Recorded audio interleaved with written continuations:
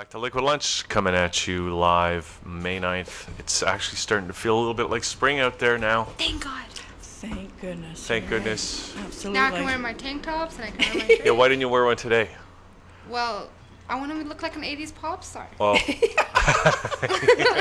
just need my hair on the side and go, oh my God. You need to do that. Here, how about that? Better? Like that? Stop it. I actually remember wearing that stuff. Come on, I think those were the dressed best. like an 80s pop star? No, Well, you were probably a pop star back in the 80s. I think Okay, sure. you related to that guy from Hawaii Five-0? No. What the hell is his name? What? Sorry.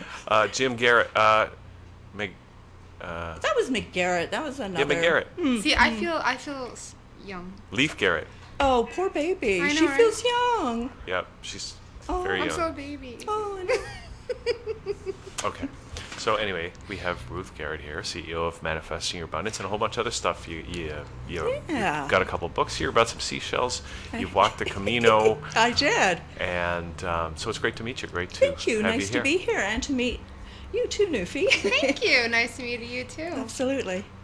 Honestly. So let's see. Where should we start, Ruth? Well, I don't know. Let's get your.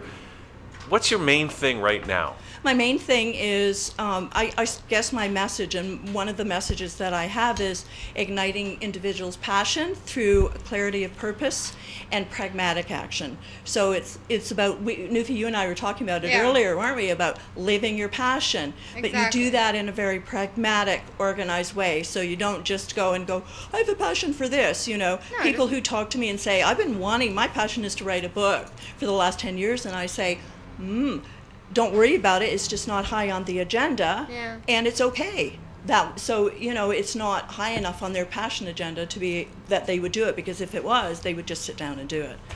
So I'm all about. I never want to be on my deathbed and say I should have done anything, and so that's, I guess, where I'm at. And I finally am. I've spent a lot of time in the public sector here, private sector and public sector, and I'm coming out of the closet and saying, this is the message. You do what turns your crank, but do it in a very pragmatic way. I'm very down to earth and very practical, so it's great to wish, but get it done. Okay, so let me ask you a question. Go ahead. What did you want to be when you grew up? When you were a kid? You know what? I still ask myself that question.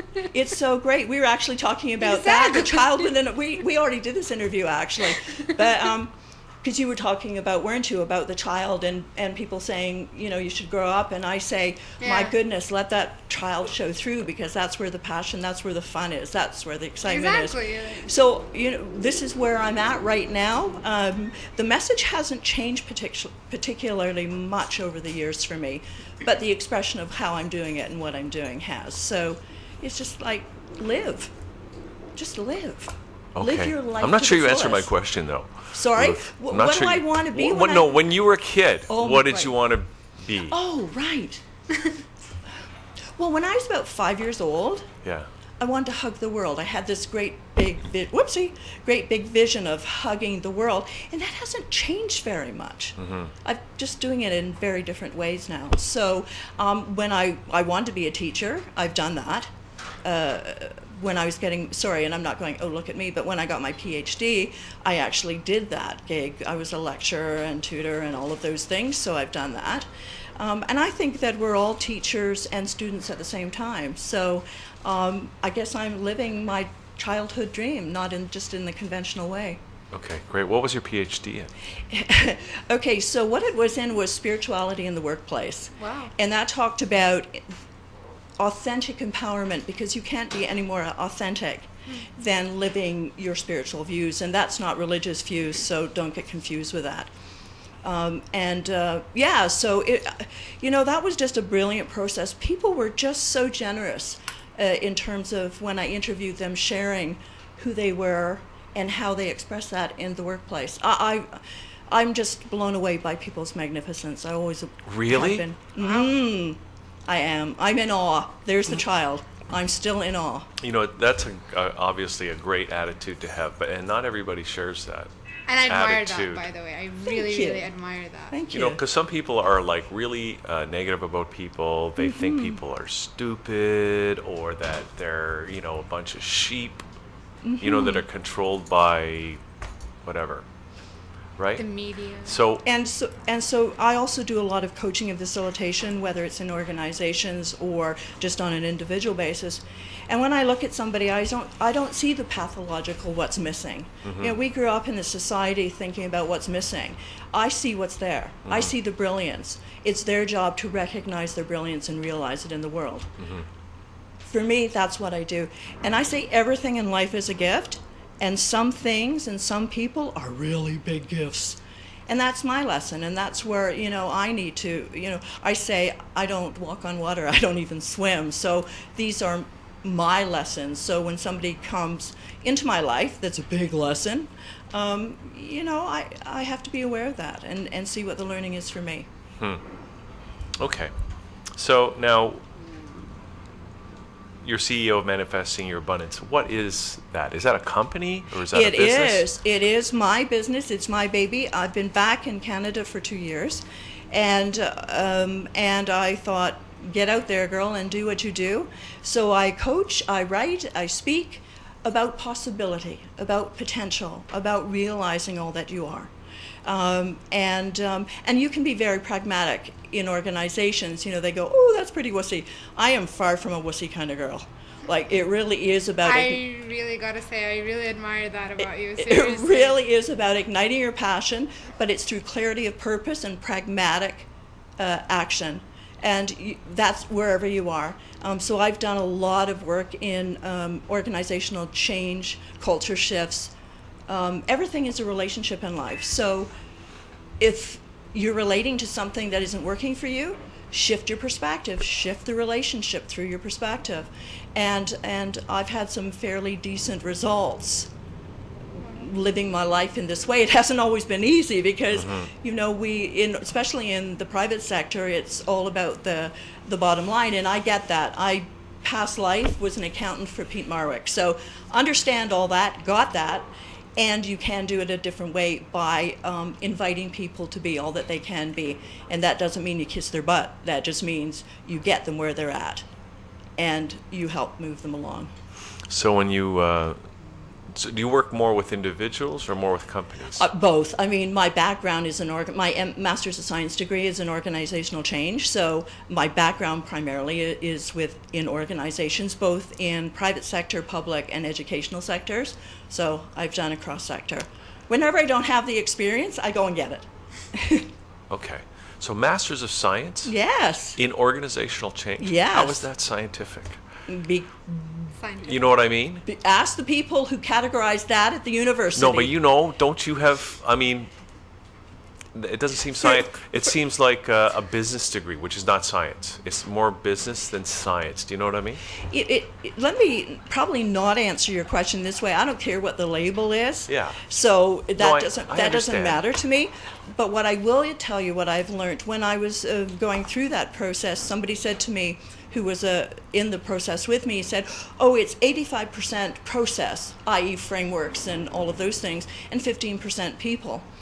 And I said to him, I said, Ian, isn't that interesting? I think it's 85% people and 15% processes, because you can train monkeys to do processes. You know, Pavlovian dog, you can, you know, you Well, just that's what companies are doing now. Well, not monkeys. They're using computers. Well, you know what? I get that, but my work has actually been in getting people, the people who actually make the processes work in a healthy way, to view what they're doing in a different way that works for them. So the Whiffen factor, what's in it for me to be here? What's in it for me to do this? How am I? There are two things humanity, we as humans want. To be valuable, to know that we are valuable, and to be valued. Mm-hmm. And I go into organizations, get the results, but do it in that way. Mm-hmm. So, and not everybody, I remember when I was doing a huge change in the UK for a national retail organization, and there was about 30 in the team, and of course, speaking like this in the UK, they thought instantly I'm American, so, you know, it's a no-brainer. Plus, I was a woman, oh my goodness, this was about 20 years ago. And I just said, and they kept on saying, what planet are you from? I said, does that really matter? Just let's do it this way, and you can always, after 6 months, tell me you told me so. And I wound up, it wasn't easy. To do it in this way isn't always easy, but we did the change, and I only lost one person out of the whole team, and people started to take responsibility because they understood how they were valuable and valued in that process. And so, a lot of times organizations, bless them, they rely on structure and they rely on processes. And that's great because that's safe. But it's the people who make the difference. Right, but so often I find companies don't really value their employees. I think there are organizations out there. I think more and more now, though, that we are seeing organizations that are understanding the importance of truly authentically valuing their people in their teams. I mean, we got 10 or 15 years ago, I don't know about here, but in the UK where HR was saying, value your employees. So they almost had like this clipboard of things they should do. I mean, we all know when we're being bullshitted, right? So it is about authenticity. It is about making people responsible and accountable through trust, through honoring, and through respect. I use those words a lot, and I try and walk my talk. Not always do I do that admirably, but that is the way that I like to live my life. And I think that people are realizing that it isn't the processes that are going to do it anymore, that it is the people. And do we want a person sitting in just a bum on a seat? Or do we want somebody that absolutely understands their value and how they contribute to the mission and the vision of the organization? There's a whole different story. When I did my MSc, not my MSc, but my PhD in authentic engagement, that's what I was looking for.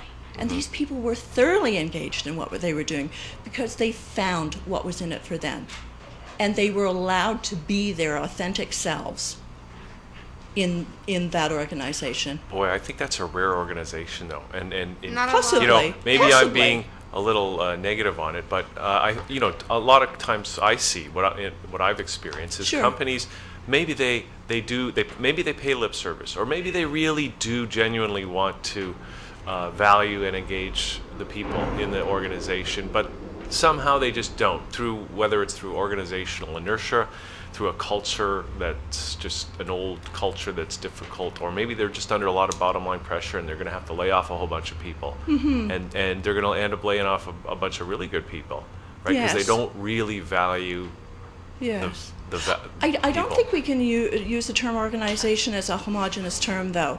I think, especially in larger organizations, you will find managers and leaders. Leading, by the way, is a verb, it's a process, it's an active, ongoing process rather than a static noun. So I think you do find individuals who do honor and respect within their department. So we can't talk about culture as an homogenous thing. We can't talk about organizations as that. So what I used to do, because I work for large organizations, is I used to make that organization look good through the way that I did things. And it doesn't matter. Is it more important to do it the way that you feel is right, or the way that somebody else thinks you should do it? I got the results. So, and that kind of pissed some people off, but I got the results because they thought, oh, it's never going to work. It does. It does. A long time ago, Tom Peters said, put the monkey on their back. That's not just in training terms, that's also in terms of that valuable and valued. So I don't want to look at organizations, and I never do, as an homogenous whole. You have to see where there are pockets of people valuing their employees and making sure that they know where they fit into the larger framework. When people know, it's just common sense. It just makes absolute financial sense and common sense for organizations to do that. And it is the individuals. You can't rarefy an organization. It's the individuals in the organizations that make whatever the system happen.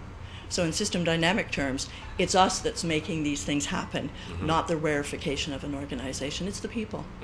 So I totally get what you say. I have been through organizations where that is the lip service, and they don't keep the people that are valuable to. They just don't, because people go, I can go anywhere. Yeah. If they get it, they get it. If they don't, they just stay mediocre.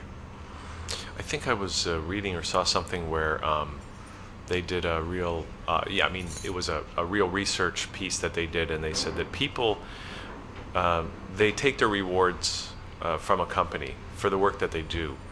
Of course, there's the monetary reward, but even more important than that, I can't tell you to what extent, but is the intrinsic value of the job itself. So if a company's offering that kind of intrinsic value back to its employees, it doesn't have to pay them as much money. Nope. In other words, that's going to impact positively on the bottom line. Absolutely. There's been a lot of research for a lot of years about motivation. And actually, money can become a demotivator because it becomes what they call a hygiene factor. It's just taken for granted. Intrinsic value, a thank you, authentically given, is worth so much, just worth so much. So recognition, rewards, you're absolutely right, I agree. Intrinsic value. When you get past that Maslowian, covering the basic needs, then there is that I am part of a team and I am valuable to this team, and I see where I fit into the broader perspective and how I'm adding to the value of that organization. Mm-hmm. It makes money sense, it makes common sense, and it's just a great thing to do. Why wouldn't you want to do it? Sorry for interrupting, but it's kind of rare right now in this day and age that you find a person working happy and doing all that he wants to do, and he's very comfortable and very happy with his job. It's kind of rare to find because the company itself is not telling its employers, oh, by the way, good job, you did a good job. As you said, not money talks. It's just at least give some attention to your coworkers or your employers, basically. Yeah. So just I think that's also true, but it also is generating and fostering an environment where the people that work there also take responsibility for their own interactions with what they're doing too. So it's all about, there's a lot of literature around self-leadership. And so why manifesting your abundance?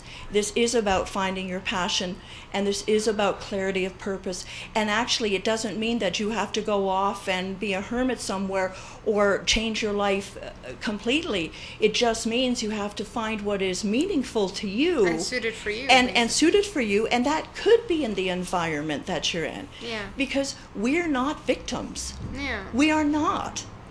So do you want to live in victim consciousness, or do you want to actually be the champion of the creator of what your life is going to be? True. So it isn't just the organization that needs to take notice. It's the individuals.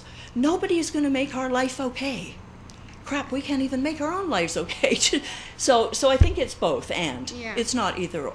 Oh, okay. Either or. Okay. That would be my call on it. Interesting. Okay, so one of the things you talk about a lot is, and you've mentioned it more than once, is pragmatic approach. Yes. Right? Especially if you're trying to follow your passion. Absolutely. So let's talk about that a little bit.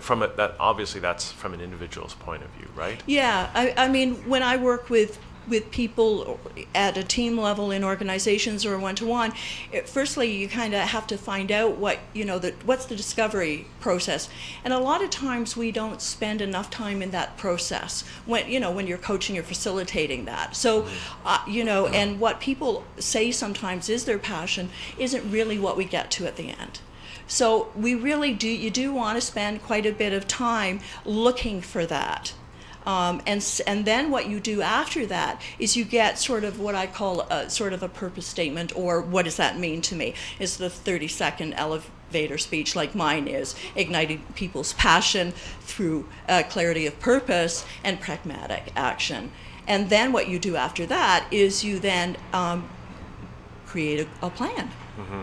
And you check out milestones and all of those things. And sometimes the leap is huge, and sometimes it's just miniature little steps.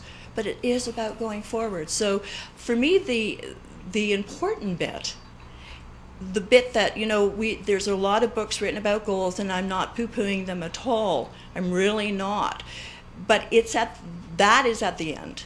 Mm-hmm. That comes after the discovery of what it is that you're passionate about. What if somebody, though, has in their mind, this is what I want to do, this is my passion, and they have such a sense of conviction? Yes. Wonderful. Do you still have to take them through that process? I would just check it out. I definitely would. You might not spend, because I'm not going to waste people's time either. So if I'm fairly clear and they're fairly clear about where they're going and what they want to do, then that works, and we just move forward. So what you're talking about then, your process, is really for people that maybe they're not sure what. Oh no, the process is for anybody who says that. Just we wouldn't spend as much time in the discovery. Okay. The fact. This book, I'm just gonna pack light and move towards your ideal life. I'm not sure which camera that's going to get at, but that actually has the process, the goal setting process, the pragmatic stuff at the end. A lot of books, they start out with the process first, and what I've done here is actually inviting people to look at some of the barriers or the roadblocks that might be getting in the way of making that happen. So that's why I wrote that book, in terms of that sort of process. So it really is about being clear and being flexible too, because a lot of people go, this is the way it's got to get done. I'm real clear about that, and I go, yeah. However, let's be a little bit flexible in that and do the what if. So what if that doesn't have a plan B, a plan C, a plan D, a plan E? Really? What? Oh, should have a plan B? Well, maybe, or you can call it what you like. A plan Z. What is that? Well, yeah, whatever works for you. But be flexible. You know, it's that old story about the reeds blowing in the wind. And it might just take you in a direction you never thought of. You know, so I think it's about being clear about where you're going, but being flexible and fluid about that as well. So yeah. I mean, we did talk earlier before the show. Yes. She really did convince me. I'm thinking of going to acting. Come on, agents. There you go. Give me a call. No. You get out and get them, girl. You get out and get them. No, don't worry. I will. I know you will. I'm little. pretty clear about that. Thanks.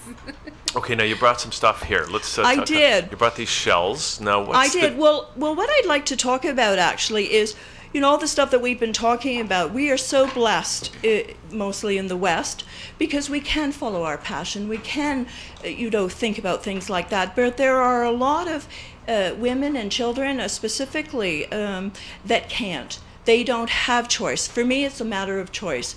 And in 2005, I decided that I wanted to do something. Yes, for myself, but also for others who didn't have the choice. And so what I did was, this was when I was still living in the UK, I just hopped over to northern Spain and walked the 760 kilometers across the Camino de Santiago. And that's an ancient pilgrimage route. Pre-Christian time, it was actually a Roman trading route. They called it the Milky Way because it followed the Milky Way. Then in medieval times, it became a Christian pilgrimage route. And there's in Europe, and there's many ways of connecting and to this Camino de Santiago, but there's only one destination, and that's Santiago de Compostela. So 760 kilometers, 30 pounds of kit on my back. No, it was not a walk in the park. 30 pounds of what? Oh, kit, like on your stuff that you carry in your backpack. Did you thought it was kids? Oh, kit. Sorry, British term. I'm just still being re-indoctrinated into Canadian society. It's going to take a while. I spent 17 years in the UK and Europe, so it's going to take me a bit. So I decided to do that, and I then sort of said to the universe, to whoever you want to, God, however you talk about that, please give me a charity that I can support while doing this. And so the next day, as always happens, I was going from Sheffield, where I lived, on the train to London, and there was a magazine, and I saw a charity called the Poppy Project in London, who outreach to women and children who are trafficked in the sex trade. And so I decided that's it. That's exactly what I'm going to do. So I was able to raise $5,000, the equivalent of $5,000, because I was in the UK, so it was about 2,500 quid. Oh, okay. And I gave the money to them. So it was a great time. It was 27 days walking. Wow. To walk that, and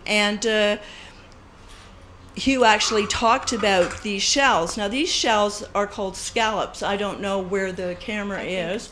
I need help here. Can you do that for me? Okay. And this is one of the emblems of the Camino. Yeah. And it represents, it's both mythological and also very practical. And that was, it represents, if you look at the lines on it, just if you put it up, if you look at the lines, it talks about the many routes of the Camino, but it all goes to one point, which is Santiago, on the northwest coast of Spain. Now, in the Camino de Santiago is also known as St. James Way. Okay. And St. James, who was the one of the 12 first apostles and the brother of John, he went from Jerusalem to Iberia, Spain, to convert. Now, he didn't do very well at that. Okay. He only converted 7 or 10, so it goes. And he, at one point, evidently saw an image of the Virgin Mary telling him to go back to Jerusalem from Spain. Bad choice. Oh. Bad choice. King Herod Agrippa I actually beheaded him in 44 CE. And so the myth is that somehow St. James' body and all his parts were put onto a boat and just magically went off back to Iberia. Yes, no crew. This is the myth. And when it arrived back on the shores, evidently this is one of the versions, there was a storm and his body fell off the boat. And when it finally washed up on shore, he was covered in these scallops. Wow. Yes. So that's one of the stories. But also, these only come on the Galician coast. These you can only get them there. Really? And so that was actually in medieval time was proof that you actually walk the Camino de Santiago. Now, if you turn it, can you just turn it upside down? If you look at these two, they were also used as drinking vessels, and also you would put your food in them. Really? And you would eat from them. So they were very practical as well. I like the practical implications of that. Wow. Yeah. So that is one of the major sort of iconic things of the Camino de Santiago. The wonders you can do with a shell? Yes. Yes. I didn't get those until I was in Santiago. No, that's pretty. I would want to ask you more about the walk that you did. Yes. Really, I'm really, really impressed, and I give you props, honestly. Because I really want to do something about this, really. I really want to do something for charity or something. Yeah. God give me strength, whatever charity there is calls for me. But let me just give you some statistics, if you will.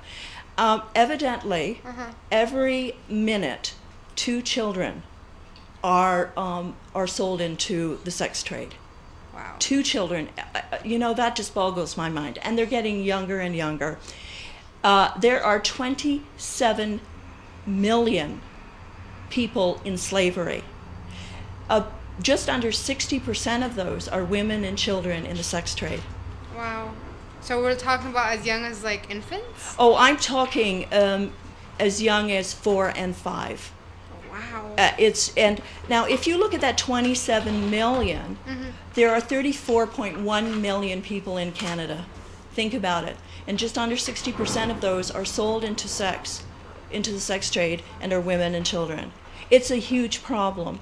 It's our problem. Like I said before, if you look in system dynamic terms, if this is happening, we're part of the problem and we're also part of the solution. We cannot turn our backs on this. So for me, it's something that I did. I just went on Saturday down to a portico, a church in Mississauga, who was actually screening a movie called Call and Respond, which was just done. It's out of the States, and it was put on through freethem.ca, so www.freethem.ca, and this isn't a Canadian organization who are, they're not trying to reinvent the wheel, but they are trying to raise awareness on what's being done already. It's a huge problem. We actually have, if you can believe it, in Canada, we actually have women and children actually brought into Canada in the sex trade. Wow. To do that. So it's a Canadian issue as well. It's not just over there, and so we can't see it, so it doesn't belong to us. It belongs to all of us. So if we've got sisters, brothers, children, grandchildren, this is happening. These kids don't have an opportunity. So I actually just decided that I would raise money for people who didn't have the freedom to walk themselves and to choose. So that's kind of my thing. And I will actually be adding, when I get in touch with Free Them, I actually contribute 5% of my book sales to something in Collingwood called Breaking Down Barriers, which is an independent living issue for people to integrate into society. I will be donating 5% of my book sales to Free Them too. So it's just the way that I want to contribute back and be part of, part of the change. What did Gandhi say? That's what he said. He did. But is it happening? Well, you know what? All we can do is choose for ourselves. So the answer is, in this corner of the world, for me, yeah, I'm not waiting for somebody else to start the bandwagon. You know what? I am right there behind you. I am following you 110%, honestly. Because I've heard, I've seen this in movies, but I never thought in real life. You know what I mean? See the movie. That's what I'm saying. This movie? The Call and Response? Call and Response. That's See what the I'm movie saying. if you can. I thought it was just a movie. It's just like a mirror of a myth and everything. And then when you see children that are, it just hurts my heart. They are anywhere between 5 and 8, saying that they can actually perform intercourse and oral sex.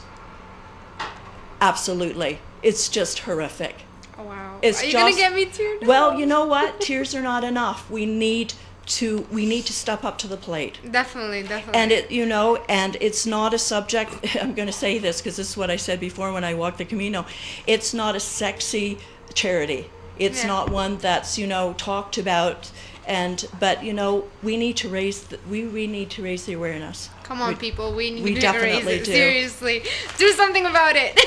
So, I mean, is it a problem that's getting worse? Because yes. I remember a time when we never heard of. Do you know that there are thing. more people in slavery now than there has ever been in history? Really? Like I said, there are 27 million people in slavery, and the combined finances. This is a $32 billion operation. This is bigger than the gross national the profits of Nike. Let me get this right now.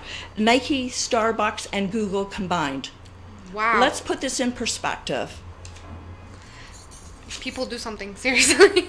This is a huge, and it's not going away. It's not. It's getting worse. And if we don't do something about it, even if we just tell our friends, we click like on www.freethem.ca. We like them on Facebook. We start to raise the awareness. That's better than nothing. Seriously. Definitely. So like it on Facebook. Okay, so not too much time left. No, bless Ruth. you, and bless you. I just want to say thank you. Great success in the future. I know you're going to do wonderfully. And Hugh, good luck with you as well. Bless you, Hugh. Thanks for having me. I've really enjoyed my time. Okay, I hope we talked about everything because you got the books. But who should get in touch with you? Is it companies? Is it individuals that want to find their passion? It's anybody who wants to. So what I say is, I help people get themselves to where they want to be from where they are now. And that can be organized. I've worked with a lot of organizations over time, but invariably you work with the individuals within organizations, and I work with individuals as well. So, okay, great. And if people want to get in touch with you for that, to hire you or to get your books? My website is www.manifestingyourabundance.com. I'll take that. My email address is ruth@manifestingyourabundance.com. I'd love to hear from you.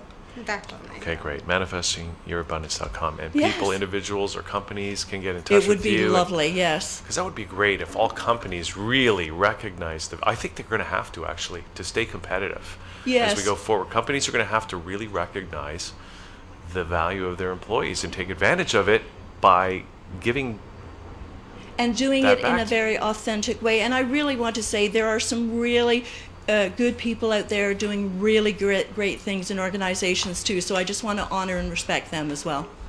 Okay, Well, great. Thank you. Thank you, Ruth. Thank Okay, you. Ruth Garrett, CEO of Manifesting Your Abundance. She walked the Camino. We didn't even hear about that hardly. I know. You'll have to have me back. Okay. All right. Thank you. So let's take a little break, play some Jimmy Riggers, and we're going to come back in a couple of minutes with more here on Liquid Lunch. Woohoo! Yay. Are we done?